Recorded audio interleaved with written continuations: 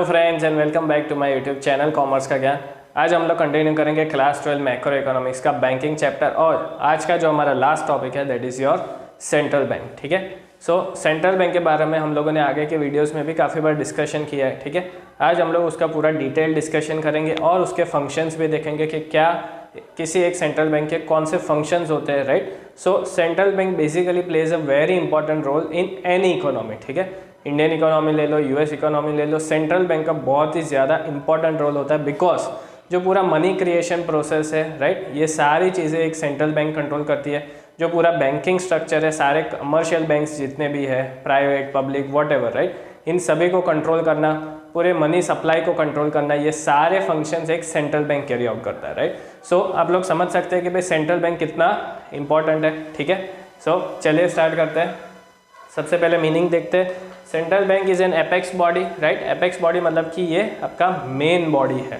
ठीक है, it is an apex body that controls, operates, regulates and directs. ठीक है, ये कंट्रोल भी करता है, मतलब कि जब ज़रूरत पड़ती है तो ये स्ट्रिक्ट भी हो जाता है। ठीक है, या तो लिबरल भी हो जाएगा। देन इट ऑपरेट्स, राइट, किस तरह से ऑपरेशंस कैरी आउट करने हैं, ऑपरेट करना है पूरे स्ट्रक्चर को। रेगुलेट्स, रेगुलेशंस भी ये कैरी आउट करते हैं। एंड डायरेक्ट्स, ठीक है, मतलब कि डायरेक्शन देना, जब भी ज़रूरत पड़ेगी they will provide the respective direction. Directs the entire banking, जैसे कि मैंने बोला पूरे बैंकिंग स्ट्रक्चर को, राइट, सारे बैंक्स उसमें आ गए, तो सारे बैंकिंग स्ट्रक्चर को कंट्रोल करना, ऑपरेट करना, रेगुलेट करना, जब ज़रूरत पड़े तो डायरेक्शन दिखाना।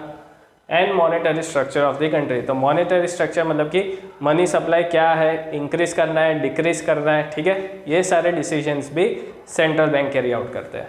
अब इंडिया का सेंट्रल बैंक कौन सा है? Reserve bank of India, reserve bank of India. ठीक है, आप लोग सोच रहे होंगे कि सर दे तो नहीं रहे हो 500 रुपये की नोट। क्लियर, सी, अगर ये 500 रुपये की नोट आप लोग ध्यान से देखोगे तो यहाँ पे ऊपर दिख रहा है आपको रिजर्व बैंक ऑफ इंडिया। क्या लिखा है? Reserve bank of India. ठीक है, सो इससे हमें क्या पता चलता है कि भाई जो आरबीआई है, right, that is our central bank, और जो उसका मेन फंक्शन है that is to print currency notes. ठीक है, सो हर एक करेंसी नोट पे आपको क्या दिखेगा? Reserve bank of India printed लिखेगा। ठीक है, मान लो अगर आपका bank account state bank of India में है, ठीक है, state bank of India is a commercial bank, अभी आपको ऑलरेडी पता है बिकॉज हमने आगे के वीडियोज़ में डिस्कस किया है। लेकिन आपके पास जो करेंसी नोट्स है उसके ऊपर कहीं पे स्टेट बैंक ऑफ इंडिया लिखा हुआ है? नहीं, because commercial banks are not allowed to print currency notes. ठीक है, करेंसी नोट्स प्रिंट करना सिर्फ और सिर्फ राइट्स किसके पास है? Reserve bank of India. इसलिए हर एक करेंसी नोट पे आपको रिजर्व बैंक ऑफ इंडिया दिखेगा। Clear, so that was the purpose कि मैं ये आपको जो नोट है ये दिखा रहा था ताकि आपको पता चले प्रैक्टिकली कि भाई किस तरह से ये पूरा सिस्टम वर्क करता है। ठीक है, चलिए, तो अब ये तो पता है India central bank, reserve bank of India. ठीक है, अब कोई भी पूछे तो एटलीस्ट आपको ये पता होना चाहिए। And RBI was established in 1 April 1935 under the RBI act. पूरा एक आरबीआई एक्ट है, ठीक है, जिसके तहत इसको एस्टेब्लिश किया गया था ऑन 1 अप्रैल 1935। ये क्वेश्चन ऑब्जेक्टिव में काफ़ी बार पूछा गया है। ठीक है, now what are the functions, right, ये फंक्शंस जो है बहुत ही इंपॉर्टेंट है और इसके रिलेटेड रिपीटेडली क्वेश्चन सीबीएसई पूछता ही है। ठीक है, सो मेक श्योर। फंक्शंस में सबसे पहला है करेंसी ऑथोरिटी। करेंसी ऑथोरिटी वाला फंक्शन मैंने ऑलरेडी एक्सप्लेन कर लिया, आपको प्रैक्टिकली करेंसी भी दिखा दी। ठीक है, करेंसी ऑथोरिटी में क्या दिख रहा है कि भाई जो भी करेंसीज है, ठीक है, ये सारे प्रिंटिंग कौन करता है? सिर्फ और सिर्फ RBI. It means that currency notes are issued only by the RBI. अब इसमें ध्यान रखना, मैं करेंसी नोट्स की बात कर रहा हूँ, मैं कॉइन्स की बात नहीं कर रहा।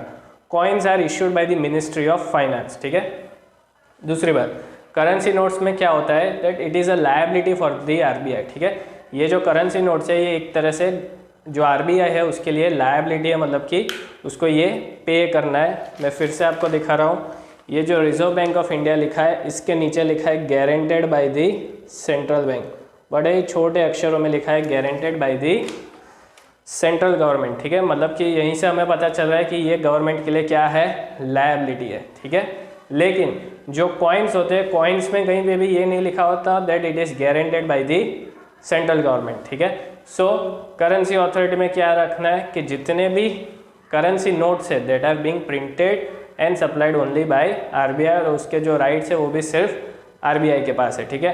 कोई भी कमर्शियल बैंक आपकी हो, एसबीआई, बीओबी, वो सारे कमर्शियल बैंक्स कोई भी करेंसी नोट्स प्रिंट नहीं कर सकते, ठीक है। Second, banker to the government, ठीक है। अब जो अपने गवर्नमेंट है, right, government of India, so उसके लिए भी बैंकर कौन माना जाता है? सेंट्रल बैंक माना जाता है, राइट। सो गवर्नमेंट के रिलेटेड जितने भी फंक्शंस होते हैं, अगर गवर्नमेंट को भी लोन चाहिए, ठीक है, पैसों की ज़रूरत है, तो वो आरबीआई के पास जा सकता है। So RBI is considered as the banker to the government, ठीक है। बहुत सारे फाइनेंस डिसीजंस जो होते हैं, राइट, अगर कहीं पे भी एडवाइजरी पॉलिसी है, ठीक है, कोई भी एडवाइस चाहिए गवर्नमेंट को, तो भी वो लोग सेंट्रल बैंक के पास जा सकते हैं। So it is considered as a banker to the government. Third, bankers bank and supervisor, ठीक है। जितने भी कमर्शियल बैंक्स हैं उनका माई बाप कौन है? सिर्फ और सिर्फ सेंट्रल बैंक, एंड सुपरवाइजर भी कौन है? सेंट्रल बैंक, ठीक है। अब इसमें उनके फंक्शंस क्या रहते हैं? कस्टोडियन ऑफ कैश रिजर्व्स, ये मनी क्रिएशन में हम लोगों ने ऑलरेडी डिस्कस किया, जो एलआरआर वाला पोर्शन था, लीगल रिजर्व रेशियो, ठीक है, उसमें एक चीज़ हमने लिखी थी कैश रिजर्व्स। तो जितने भी रिजर्व्स होते हैं, राइट, कि जो कमर्शियल बैंक्स को मेंटेन करने पड़ते हैं, उसका जो कस्टडी है, वो कस्टडी किसके पास रहता है? Central bank. मतलब कि कमर्शियल बैंक्स के जो भी रिजर्व्स है वो अल्टीमेटली किसके पास रहने वाला है? आरबीआई के पास चले जाता है, ठीक है। Then you have lender of last resort. मान लो कमर्शियल बैंक्स मतलब कि डूब गई, या तो लेट्स से कि उनके पास कोई पैसे बचे ही नहीं, तो अल्टीमेटली उनको कौन हेल्प करेगा? Central bank. They are the lender of last resort. जैसे कि मैंने बोला कि भाई जो माई बाप है वो सिर्फ कौन है? आरबीआई है, ठीक है। तो अगर ऐसी कोई सिचुएशन आती है, कमर्शियल बैंक्स के पास पैसा है ही नहीं, तो उनको हेल्प कौन करेगा? Central bank. And last is clearing house. Clearing house in the sense, मान लो स्टेट बैंक ऑफ इंडिया है और बैंक ऑफ बड़ौदा है, ठीक है। अगर कुछ ऐसे ट्रांजैक्शंस है जो दोनों के बीच इंटर बैंक ट्रांजैक्शंस जिसको बोलते हैं, ठीक है, अगर उस इंटर बैंक ट्रांजैक्शन में कुछ डेबिट क्रेडिट करना है, कुछ सेटलमेंट करना है, तो वो सेटलमेंट डायरेक्टली सेंट्रल बैंक कर सकते हैं, बिकॉज सेंट्रल बैंक के पास वो पावर्स है, वो अथॉरिटी है, ठीक है, और वो लोग डायरेक्टली ये सारे ट्रांजैक्शंस जो इंटर बैंक ट्रांजैक्शन होते हैं उनको सेटल भी कर सकते हैं। So they are considered as a clearing house, ठीक है। तो ये भी उनका एक फंक्शन है। And the last function is controller of money supply and credit. Controller of money supply, ठीक है। जैसे कि मैंने बोला कि पूरी इंडियन इकोनॉमी में मनी सप्लाई कंट्रोल करना, इंक्रीज करना, डिक्रीज करना, और क्रेडिट क्रिएशन प्रोसेस जो हमने मनी क्रिएशन में देखा, मनी मल्टीप्लायर में। सो क्रेडिट क्रिएशन को भी बढ़ाना कि कम करना, ये सारे डिसीजंस कौन लेता है? और ये जो फंक्शंस है वो किसका है? सिर्फ और सिर्फ सेंट्रल बैंक का। यहाँ पर मैंने लिखा है दैट इट इज़ एक्सक्लूडेड। इसमें पूरा एक वर्किंग है, ठीक है, किस तरह से ये function controller of money supply काम करता है। लेकिन इस साल सीबीएसई ने इस चैप्टर में से इस टॉपिक को एक्सक्लूड कर दिया है, ठीक है। ये टॉपिक समझने के एंगल से बहुत ही ज़्यादा इंपॉर्टेंट है, जिससे और बहुत ही प्रैक्टिकल कंसेप्ट है। सो आपकी इकोनॉमी किस तरह से वर्क कर रही है ये जानने के लिए ये जो फंक्शन है बहुत ही इंपॉर्टेंट है। लेकिन टेंशन लेना नहीं है, सीबीएसई ने यहाँ से तो एक्सक्लूड कर लिया, लेकिन आपका और एक चैप्टर है, राइट, जिसमें हम लोग एक्सेस डिमांड और डेफिशिएंट डिमांड पढ़ेंगे। उसमें फिर से हमें ये कंट्रोलर्स पढ़ने हैं और उसमें वर्किंग कैसे होता है, राइट, उसमें रियल लाइफ सिचुएशंस भी हमें देखना है। सो चाहे यहाँ से सीबीएसई ने एक्सक्लूड किया हो, लेकिन अल्टीमेटली ये फंक्शन हमें कवर अप तो करना ही है, ठीक है। So this was all about this central bank. हमने उसके मीनिंग देखा, फंक्शंस देखा, इसके फंक्शंस अगेन मैं रिपीट कर रहा हूँ कि बहुत इंपॉर्टेंट है। सो एग्जाम के लिए इसके ऊपर आप लोग स्ट्रेस देना, कोई ना कोई क्वेश्चन डेफिनेटली पूछा जाता है। So this was all about your banking. इसी के साथ अपना मनी और बैंकिंग चैप्टर ख़त्म होता है। अगर वीडियो का कंटेंट अच्छा लगा हो तो ज़रूर लाइक करें, शेयर करें और कमेंट बॉक्स में जाकर कमेंट करना ना भूलें। Thank you.